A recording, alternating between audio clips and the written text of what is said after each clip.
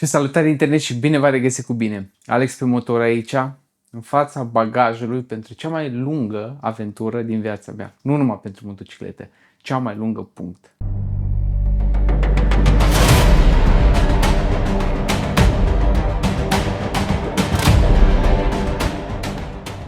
Pentru că mâine, din punctul meu de vedere, voi pleca la Nordkap, la extremitatea nordică a continentului european. O excursie pe care o programez și o plănuiesc de vreo 4 ani de zile, cred că o dată sau de 2 ori mi s-au anulat deja. De adevăr, din fericire, turile trecute când am vrut să o fac cu mașina și nu mi s-a arătat. Sper că acum când suntem așa de aproape sau sunt așa de aproape să plec, să nu se mai întâmple nimica și poimile să pun cauciucul pe asfalt și să o întind spre Nordkap. Și clipul de azi o să vă fac așa o introducere scurtă a turei, să vă arăt ce au cu mine, să vă explic exact ce o să merg, cum o să fiu echipat, chestii de genul ăsta. Și mai ales pe unde o să merg, ce traseu am făcut și cum și de ce am gândit în așa mult traseu. Așa că, cu ce să începem? Hai să începem cu traseul mai scurt. Practic, am plănuit vreo 3 săptămâni. Am pus 3 săptămâni la dispoziție să facem traseul ăsta și o să mergem direct în direcția nordului. Cum ne-am gândit noi? Că ar fi mai bine să mergem în linie dreaptă spre Nordkap pe traseul cel mai scurt. Adică noi mâine o să pornim din România spre Ungaria, Polonia, Estonia, Letonia până în Tallinn, de unde o să luăm feribotul de la Tallinn până în Helsinki. Și după aia de la Helsinki, tot în linie dreaptă, punem busola pe nord și dăm înainte. Care ideea? Vrem partea asta mai plictisitoare, mai interesantă, traversarea Finlandei, să fie la dus ca să ne rămână frumosul la final, practic. Plus că primele zile avem mai multă energie, dăm mai tare, dăm acolo să ajungem cât mai repede. Planul nostru este să ajungem în 9 zile la Nordkap, până la 9-a zi să ajungem, să atingem Nordkapul, ne pupăm, ne facem poze, nu știu ce, sunăm părinții, sunăm iubitele, sunăm soțiile și după aia tot în 9-a zi începem să pornim înapoi în direcția Norvegiei. Pentru că la întoarcere o să vrem să venim pe ruta scenică, să vedem toate chestiile faine din Norvegia. Vrem să intrăm în Lofoten, Atlantic Ocean Road-ul, să-l vedem, drumul trollerilor, toată partea asta turistică, mai plăcut vizuală, ca să zic așa. Și asta ar fi cam planul nostru. Sunt 3800 de km, aproximativ 3800 de km la dus. Noi trebuie să fim în 21 iulie dimineață în port în Estonia, în Tallinn, să luăm feribotul, pentru că biletele sunt luate deja. Deci ar fi bine să nu-l pierdem. Deci în a 4-a seară trebuie să fim deja să dormim în Tallinn, pentru că la 5-a dimineață să fim pe feribot. Bun, organizatorii vis-a-vis de blog, planul e ca de obicei, cum obișnuit, să postez câte un clip în fiecare zi. Sper să pot să mă țin, având în vedere că primele zile, sau pe total tura e destul de lungă, cum am zis, 3800 de km la dus, dar aproape 6000 la întors, sau în jur de 5-6000 la întors. Deci o să fie destul de mult, dar o să încerc zilnic să editez câte un vlog, să filmez, să editez și să-l postez, să aveți voi ce să vă uitați. Plus că pe lângă partea de filmat și editat, care hai să zicem calea, dacă există energia, există și voința din partea mea să le fac, o să depind mult de calitatea internetului. Mai ales după cercul polar, vă dați seama că nu va fi o chestie așa de ușor de obținut cum e la noi în România, mai ales cu viteze așa de bune. Deci ăla s-ar putea să fie un impediment ca să reușesc să pun în fiecare zi. Da, vedem ce o fi acum, eu încerc, sper să nu vă supărați pe mine dacă nu o să reușesc chiar zilnic să mă ocup de partea asta. Bun, motocicleta o știți, Bella, un BMW Aero 1300 GS, dar pe lângă Bella, tura asta e mai deosebită pentru că luăm în vedere și luăm în considerare că o să dormim și cu cortul. Și dacă ați văzut ultimele 2 clipuri, am fost într-o tură de motocamping să testez chestiile legate de camping ce o să le am la dispoziție. Bun, acum, ca să fie clar, noi nu o să căutăm propriu-zis să dormim, dar mergând plin sezon, într-o zonă în care nu sunt așa multe hoteluri, pensiuni, chestii de genul ăsta, plus prețurile foarte crescute, că Finlanda, Suedia și Norvegia, probabil o să ajungem să dormim de câteva ori și la cort. Așa că, pe lângă echipamentul normal de touring, pe lângă toate electronica, o să am și nu chiar o tonă, dar o să am și o mână sănătoasă de echipament de camping. Și pe lângă toate astea, eu le-am acum pus în fața mea și hai să vă fac un tur. Am aici absolut tot, în afară de hainele pe care o să le port pe mine, adică gentuța de haine. Să vă faceți și voi o idee, să vă faceți o părere, să aveți timp să mergeți în comentarii, să-mi lăsați în comentariu dacă credeți că îmi lipsește ceva, chiar vă rog, sau să vă dați o părere despre ceva ce am deja, bună, rea, care o fi. Și hai să vedem exact cu ce echipament o să plec la mine tot în afară de hainele de pe mine. Adică chiloții, ciorapii, izmenele, base layer-le și astea. Și vedeți că sunt suficiente pe insula asta de bucătărie. Dar de unde să începem? Hai să începem cu electronica, cu partea asta de audio-video de filmat. În primul rând, pentru tura asta mi-am mai luat o cameră în plus. Deci o să am două camere DJI Action. Ăsta e 5-ul, care l-am folosit până acum pe cască. Ăsta va fi înlocuit cu ăsta. Ăsta e un Action 6, care va veni pe cască. 5-ul va veni pe ghidon.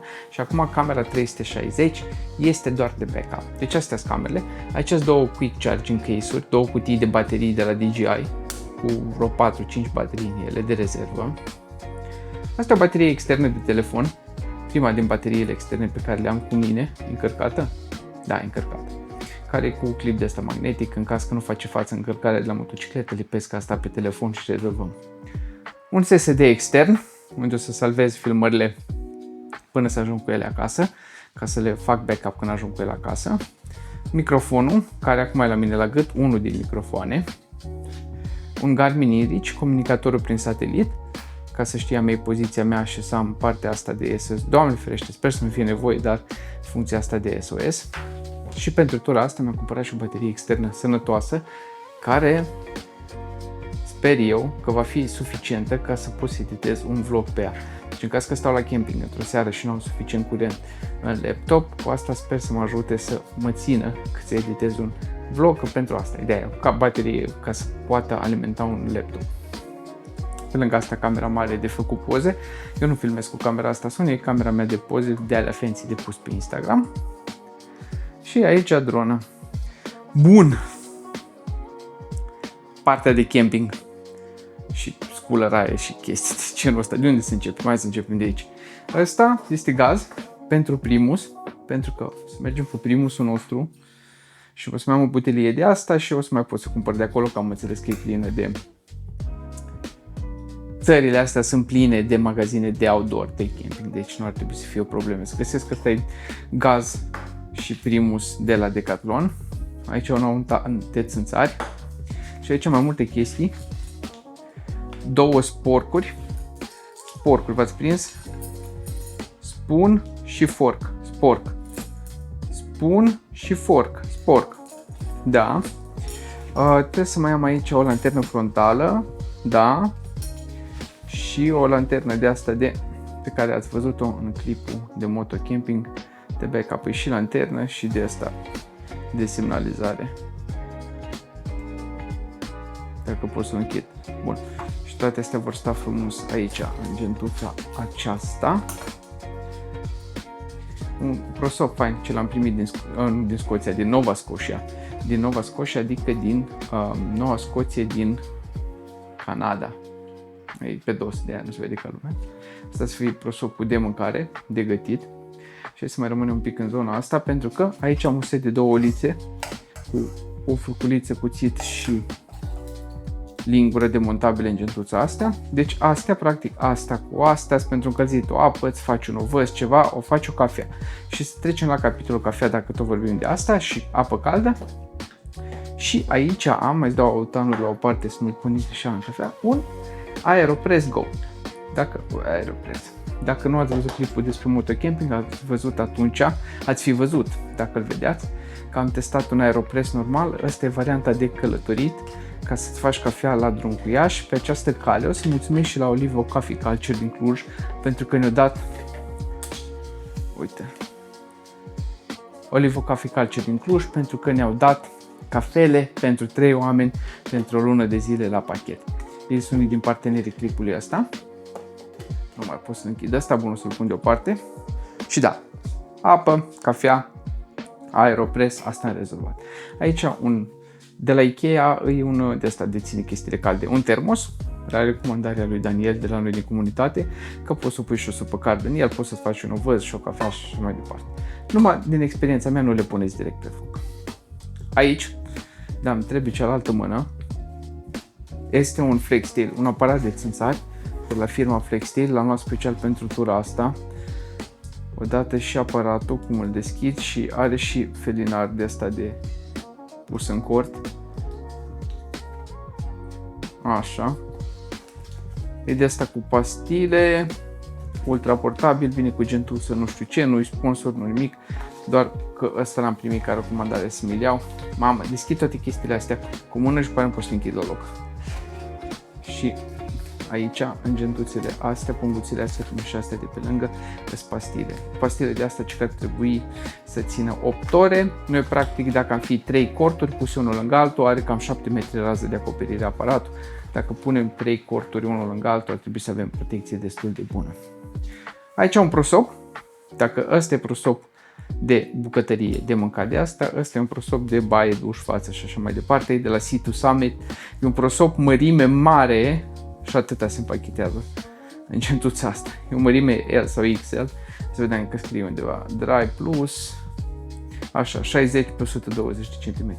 Aici, pastile, nu tare multe, odată anti-inflamatorii, ibuprofen, chestii de genul ăsta, pentru dacă te durere de cap sau măsea sau ceva de genul ăsta, că am și o vârstă și pe de altă parte multe chestii de digestie pentru greață, diaree, durere de stomac, nu numai că am o vârstă, dar și îmi place să nu toate mizeriile, deci s-ar putea, adică mai mult, ca sigur că să am nevoie de ele.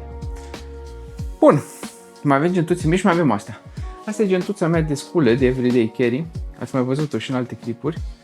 Stați așa să deschid. Lanternă foarte puternică, brichetă fără gaz, asta trebuie să o încarc. O multisculă de asta, care cu desfăcător de sticle, se poate pune și la chei și de asta, ca să bagi undeva, nu știu cum îi zice în română, nici în engleză nu vine acum, cuțit.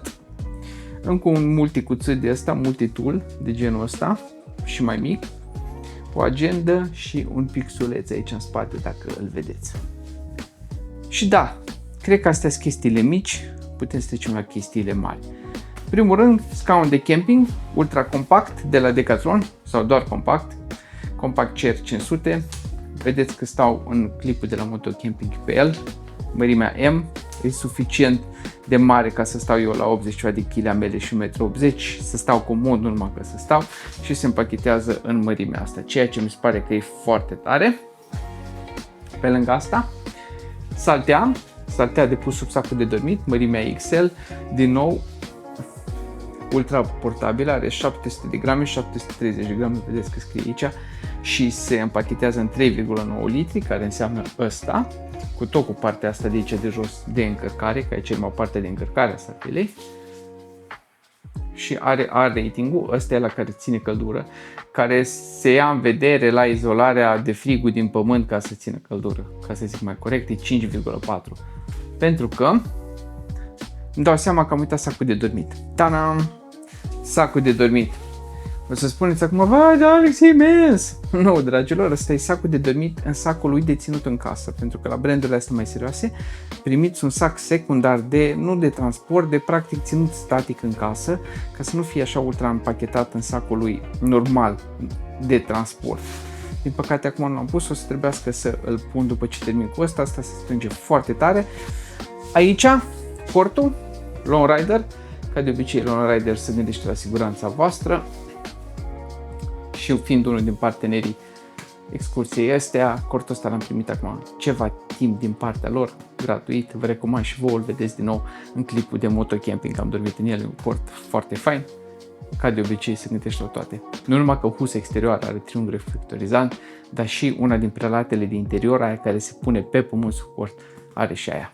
Are o grămadă de chestii mișto, poate în viitor o să fac un clip mai lung dedicat de review cortului de la Lone Rider și varianta mai mică, mai portabilă, care nu are garaj de motocicletă, că există și varianta mai mare cu garaj de motocicletă. Iar revenit în partea asta, costumul de ploaie, costumul pe care l-ați văzut pe Iulia în ultimii ani, dar de fapt e costumul meu pentru că eu l-am primit cadou de ziua mea. O să merg cu ăsta pentru că este dintr-o bucată și mi se pare mult mai util ăsta. Nu există absolut nicio șansă după ce ți-ai închis fermoarul să-ți mai intre apă sub el. E foarte fain, plus că e reflectorizant și pe vremea proastă prefer chestii reflectorizante. Și ultima chestie, la capitolul haine semi, să vă zic așa, asta e un Revit mid-layer, da, strat de mijloc, jacheta Solar 3. Și de ce port asta? O să vă arăt imediat și la costumul pe care îl iau cu mine, de ce l-am combinat cu asta. Pentru că este o geacă matlasată, făcută special pentru motociclete, dar arată așa de bine că pot să o port seara ca geacă de oraș. Bun, și după toate astea, haideți să vă arăt cu ce costum o să plec, că e prima dată când mă vedeți cu costumul ăla.